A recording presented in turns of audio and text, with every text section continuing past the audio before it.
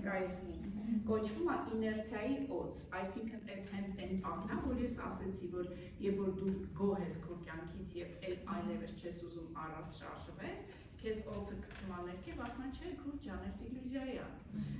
պետք է, քանի դու դեռ ապրում ես, դու պետք է շարժվես եւ գնաս առաջ, որովհետեւ ժամանակը կանգ չի առնում, դու պետք է ժամանակին համահունչ գնաս առաջ։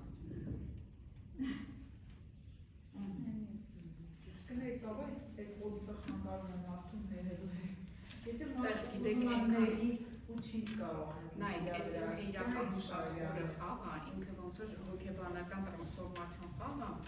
ինքը համարժեք է 8-ից 10 հոգեբանական սեանսի, ստեղ 10 օձեր կան, նայեք, ստեղ կա նախանձի օձ, ստեղ կա խանդի օձ, ստեղ կա վառ միջավայրի օձ, ստեղ էսա էգոիզմի օձ, այսինքն 10 օձերը այն մասերն են, մեր թույլ կողմերն են։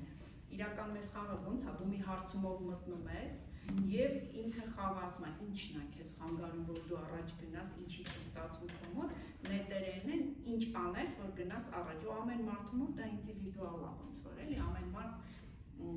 ելնելով վանդակների, թե որտեղից որտեղ ես գնում, արդեն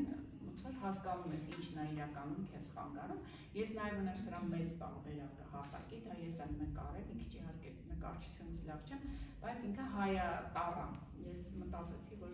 մեր ժողովրդի էներգիան ավելի լավ կանցնի, եթե հայատառ լինի։